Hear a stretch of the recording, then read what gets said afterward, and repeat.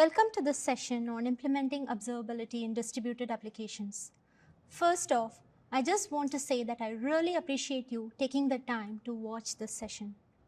My name is Anita Deenadayalan. I'm a developer specialist solutions architect here at AWS, and I'm based out of Singapore. I work for the Developer Acceleration DevAx team. Today, I'll be talking to you about how distributed architectures require changes in the way we think and how observability plays a key role in maintaining the application health. Then, I'll talk about the 3 pillars of observability tooling, that would be metrics, logs, and traces, and the AWS services for implementing observability in your applications. Finally, I'll show you a demo of how you can enable observability in your application using AWS CDK for .NET. Many IT administrators today support an architecture like this, a monolith. Monoliths have servers for compute and they provide RDP, SSH access to troubleshoot issues. So what happens when the company wants to move from a monolith to this microservices model? Microservices bring many benefits. They have smaller blast radius for changes, they have faster release cycles, they have less constraints with resources like CPU and memory, and they can scale on demand. But what if there is an incident in this environment and the IT admin needs to resolve an issue? Microservices have containers, Lambda functions, and many other services. Administrators won't be able to access anything by RDP and SSH. Things are created and deleted every minute or even every second. People are using multiple services and multiple technologies in those services. So the question is, will the way IT admins have performed monitoring with a monolith work in a microservices model? And the answer is going to be no. There will be new tools, new processes, and new metrics. Looking at the traditional application stack, there were a whole number of layers in the stack that you had to monitor or do observability for, from the network, storage, physical server hardware, virtualization layers and operating systems, and eventually your application itself. So let's imagine that you're now writing code for a cloud-native serverless application. When you're building serverless applications, we now take much of the burden off your shoulders so you don't have to monitor many of the layers yourself, as this becomes AWS's responsibility.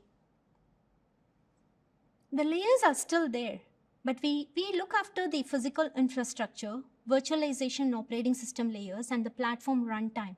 You can now focus more time on your business logic, application code, and data. This is the architecture diagram of an AWS serverless application.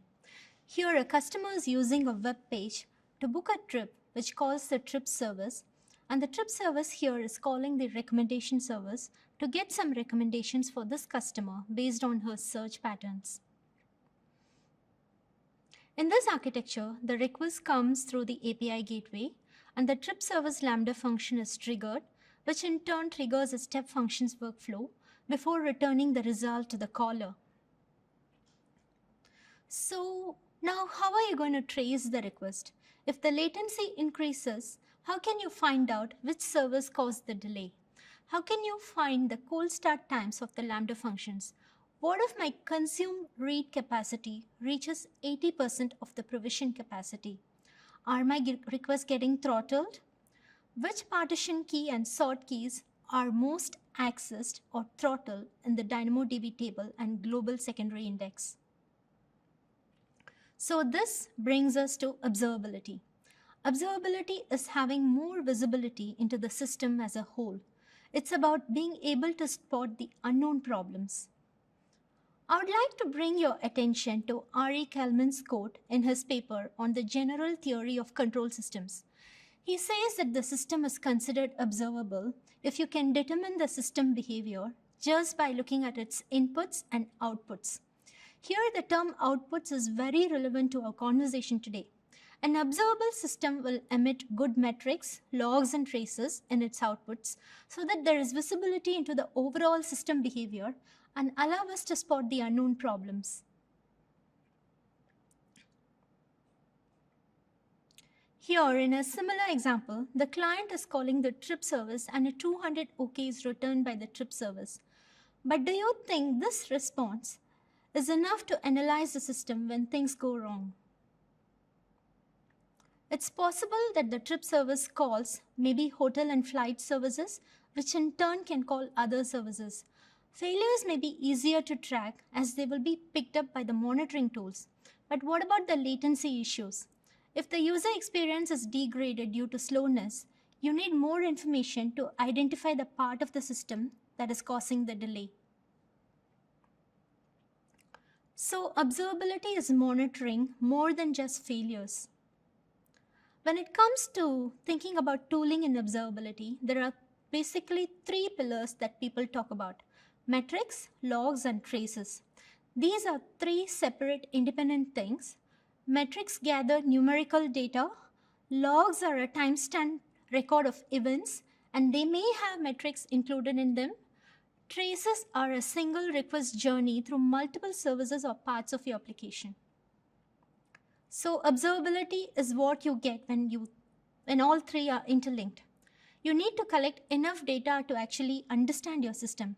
If data is missing, you're going to have gaps in your visibility. The outputs from the system in terms of metrics, logs, and traces, they are super important for debugging and quicker troubleshooting. AWS has two main services to help with observability: Amazon CloudWatch and AWS X-Ray. CloudWatch collects monitoring and operational data in the forms of logs, metrics, and events. There are dashboard views, and you can set up alarms to alert if something is important. AWS X-Ray is AWS's tracing service with analytics and service map. CloudWatch is a capable, sophisticated service, and it's built into most of our products. It operates at a really massive scale.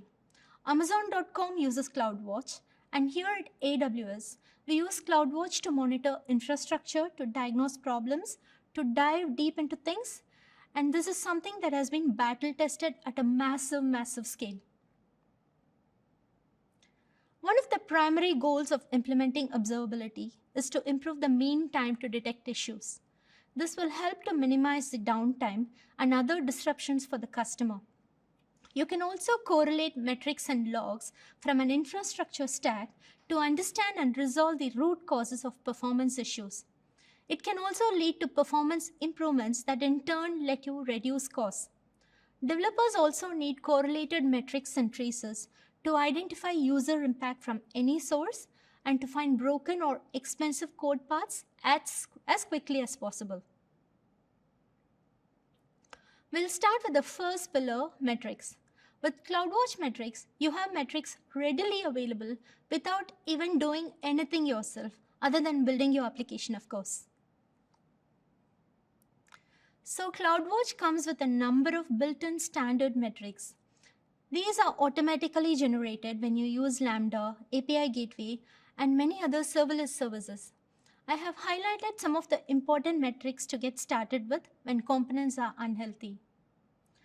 Lambda has 15 built-in metrics covering invocation, performance, and concurrency metrics. You can use them to see how functions are executing, how long they are taking, and what function errors you may be getting. Of course, some of the metrics relating to provision concurrency are only going to be populated only if you enable the provision concurrency for the Lambda function. API Gateway REST APIs, it gives you 7 metrics, including request count, error counts, and cache details. HTTP APIs and WebSocket APIs give you 6 metrics. With DynamoDB, again, you get a ton of data depending on whether you set up indexes, replication, so much that you don't even have to think about generating extra metrics. And please remember, this is just part of the package when you're using managed services, and all these come out of the box. As helpful as they are though, built-in metrics are often not enough. You likely need more visibility into your application, and there could be business level logic that you care about. There could be metric data you may want to graph, metrics that are related to user actions. The lambda errors like code exceptions are not counted as errors. How are you going to handle them? So one option that you have is creating custom metrics with CloudWatch. These are the metrics that are specific and important to your application. You can use the AWS SDK inside Lambda function to create custom metrics. On the right side, you can see the Lambda function that spits out the execution time as a custom metric. This has dimensions of AWS request ID and function ARN with units of milliseconds. And so with the put metric data command, you can emit the data that is a metric. And here we are using a time-based unit. There are other units that are available for you to use. CloudWatch Lambda Insights collects, aggregates, and summarizes system-level metrics and diagnostic information, such as cold starts and Lambda worker shutdowns. Lambda Insights is provided as a Lambda layer. When you install this extension on your Lambda function, it collects system-level metrics and emits a single performance log event for every invocation of that Lambda function. Here I'm creating a trip service Lambda function with the CloudWatch Lambda Insights enabled by adding the layer to the Lambda function. The layer ARN changes with the AWS region. So you can refer to the CloudWatch Insights documentation to find the ARN for your region. The next key pillar of observability is CloudWatch logging.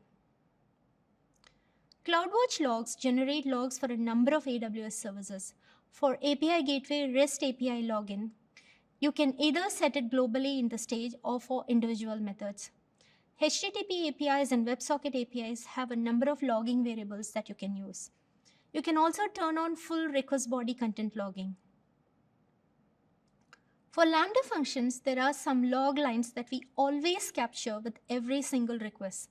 You can also use your language-specific constructs to send logs to CloudWatch synchronously. You can use the generic login for anything from the common debug statements that says control is here to logging application variables and other information that you think is relevant.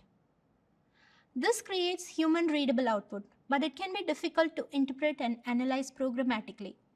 This approach is useful for handling logs from existing systems that may be difficult to change, but it can be time-consuming and awkward to build custom parsing filters for each type of unstructured log file. To apply monitoring to production systems, it's generally easier to implement structured logging using JSON throughout your applications. CloudWatch Logs Insights automatically discovers value in JSON output and parses the messages. The discovered fields in JSON are automatically populated on the fields drawer on the right side. Standard fields emitted by the Lambda servers are prefixed with @ symbol, and you can query on these fields. Structured logs are emitted without the @ symbol. In my example here, I logged a JSON string in the Lambda function, which contains target Lambda, simulate timeout, and epoch time, and it is now discovered by CloudWatch Logs Insights and provided as part of the discovered fields.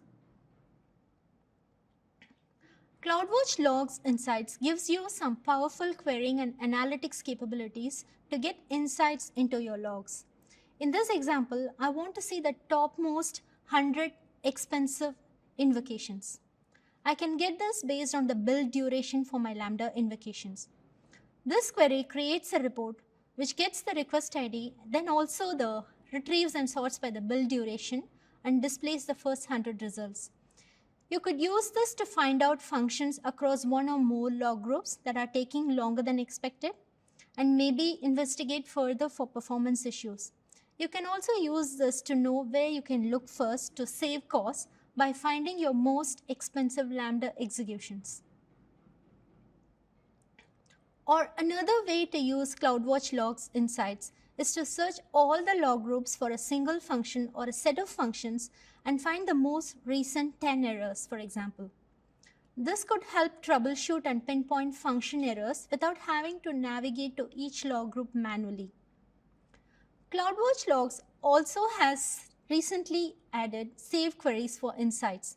This allows you to save and organize queries in folders and then easily run them again, even for a different purpose by another team or for another application or runbook. Here I want to make a complicated query where I want to find the percentage of cold starts of my function over time. So I use the type as report, and the syntax on this query is a little bit advanced. I'm looking for the init duration in a string, and again that's log data that gives us this. And I'll sum it and divide it by the total count and multiply by 100 to get the percentage, and I'm displaying that as the cold start percentage. And I'm also binning this in 1 minute intervals.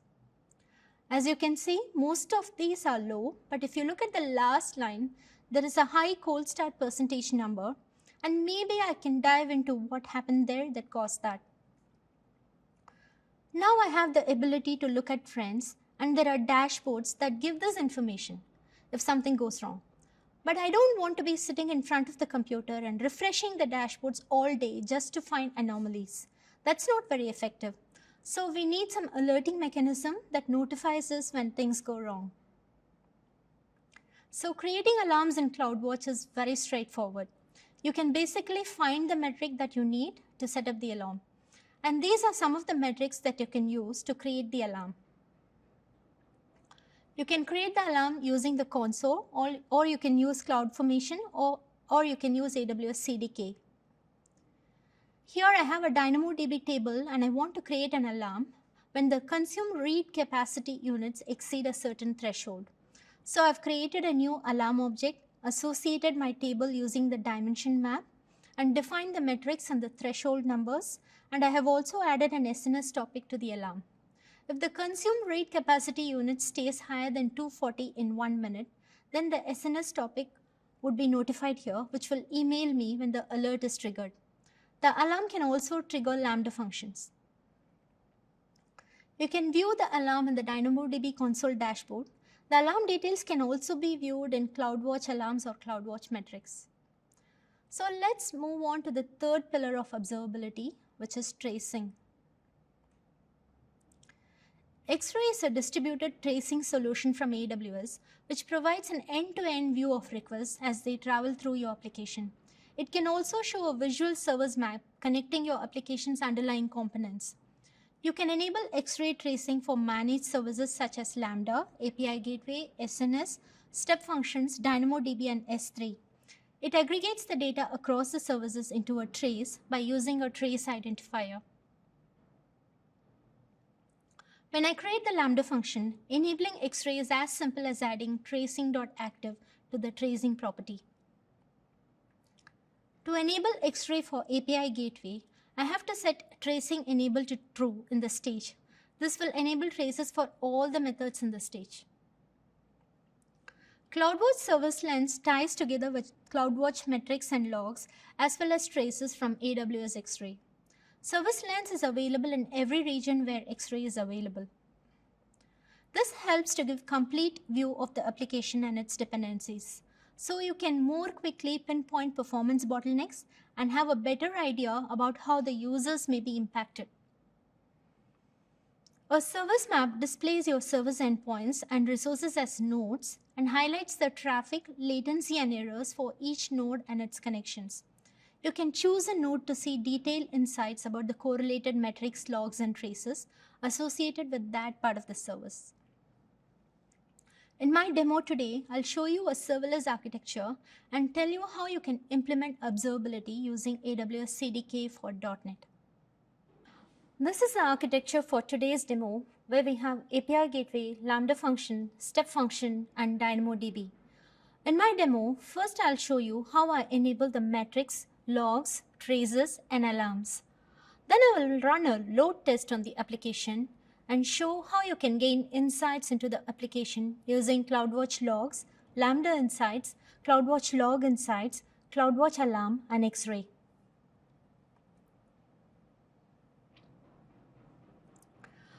This is the CDK code for creating the infrastructure. I'm creating the IAM roles here for the Lambda functions and step functions. The Lambda functions also write to and read from DynamoDB database, and so I'm allowing a policy to give access to DynamoDB.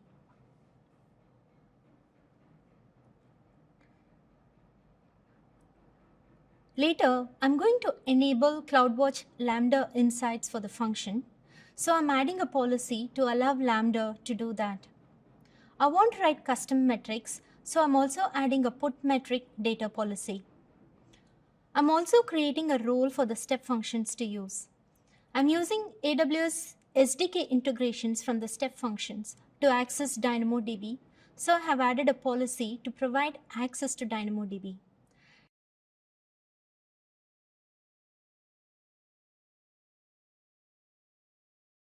Next, I'm creating the DynamoDB table. DynamoDB integrates with CloudWatch Contributor Insights. It provides information about the most accessed and throttled items in the table or in a global secondary index. So I'm actually enabling the Contributor Insights enabled here. I will be running a load test on this architecture. So I want an alarm that would notify me when the read capacity reaches 80% of my provision capacity. This will send a notification to the SNS topic if the consumed read capacity exceeds 240.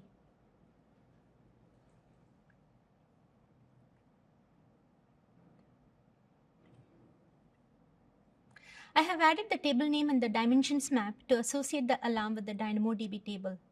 I want to be notified when the alarm is activated, so I have created an SNS topic and added it to my alarm.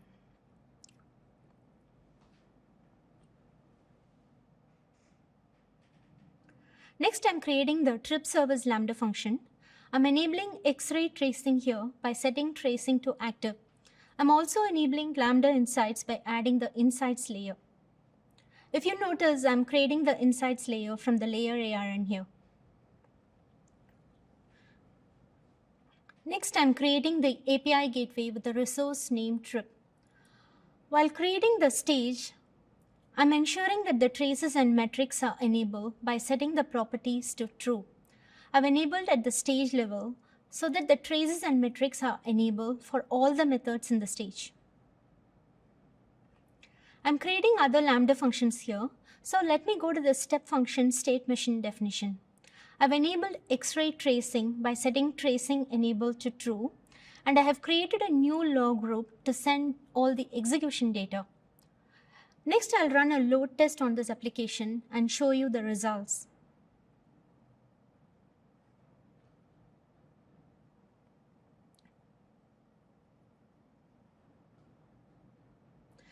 I've configured the load test to run for 4 minutes with 10 users. I'm running the test now, and the load testing tool will make requests to the API gateway with the specified parameters. The graphs show the application load and the response time. You'll be able to see graphs now. Yeah, they show the application load and response time.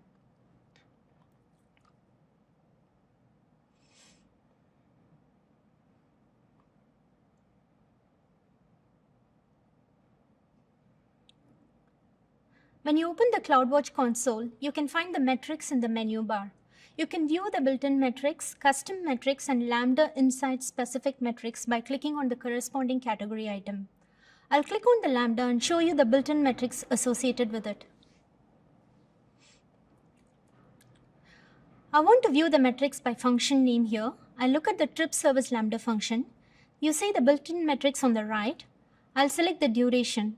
So now you'll be able to see the Lambda function's duration in the graph above.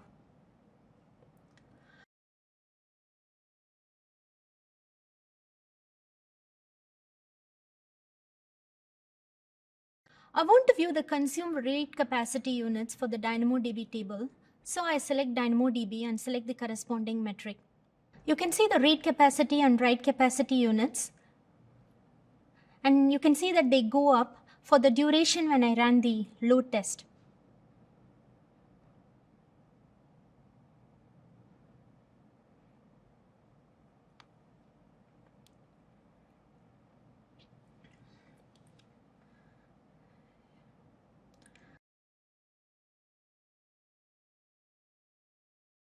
I've enabled the Lambda Insights for the functions. To view the Lambda Insights, click on the Insights on the CloudWatch console menu and select Lambda Insights. You can see the detailed insights into the execution of the various Lambda functions. I can choose single function or multifunction and see the detailed metrics on the console.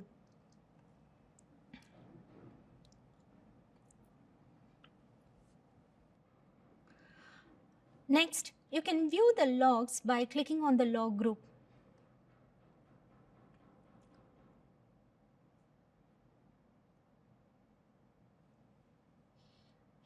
I've done some unstructured logging here by putting context.logger.log to write to the logs. I've also sent some structured logs by sending logs in JSON format. I'll show you how Logs Insights provides these fields for your search.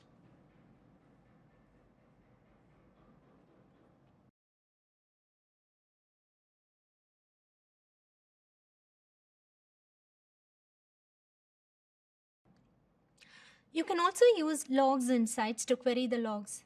I'm now running a query on the trip service Lambda logs.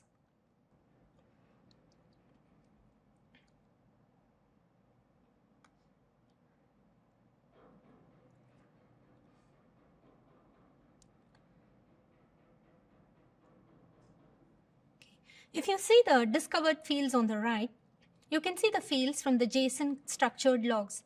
They are now discovered and available for searching. I've created and saved queries to get the build duration and cold start percentage.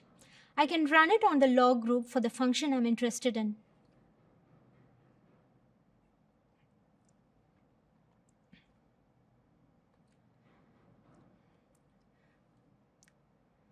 If you remember, I enabled the contributor insights for the DynamoDB table.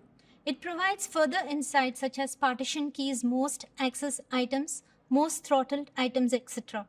When you click on the individual rules, you can see that the throttle, partition, and sort keys on the table and the global secondary index.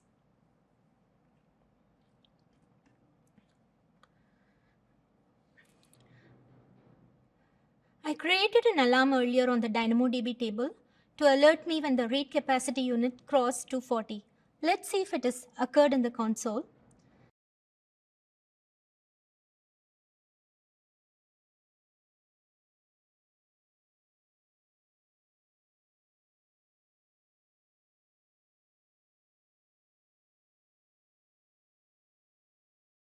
You can see that the alarm has sent out some notifications. Yeah, you can see there, it has sent out some alarms to the SNS topic when the consume read capacity crossed 240.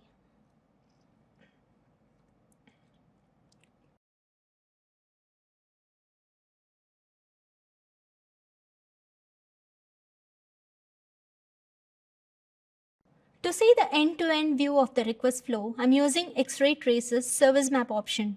When you select a node, you can see detailed information in the bottom panel. To track an individual request, then I have to use the traces option. So when I click on the individual request, I can see more information on the request, like the duration, response code, end-to-end logs, like what happened in API gateway, what happened in Lambda function, they are all consolidated together and they are displayed here. This brings us to the end of the demo. I showed you the CDK code to implement observability, and I also showed you how observability settings that you enabled resulted in metrics, logs, and traces, which you can get insights into the application.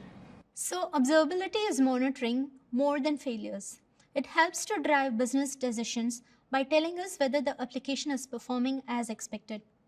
The data obtained by observing system can lead to many answers to questions on trends, peak loads, application usage, and revenue. Amazon CloudWatch and AWS X-Ray are not your only products.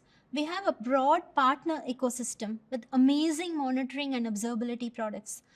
Some have further integration to other parts of your stack and software development lifecycle. You may want to check them out. You joined the AWS Summit to learn, and you can keep learning beyond the summit by using these training resources. Skill Builder is our online learning center that makes it easier for anyone, from beginners to experienced professionals, to build on AWS cloud skills. We offer 500 plus free digital courses that can help you and your team build new cloud skills, and learn about latest services. And with that, I would like to thank you again for taking the time to listen to this session. I really hope my explanations will help you implement observability in your own distributed applications.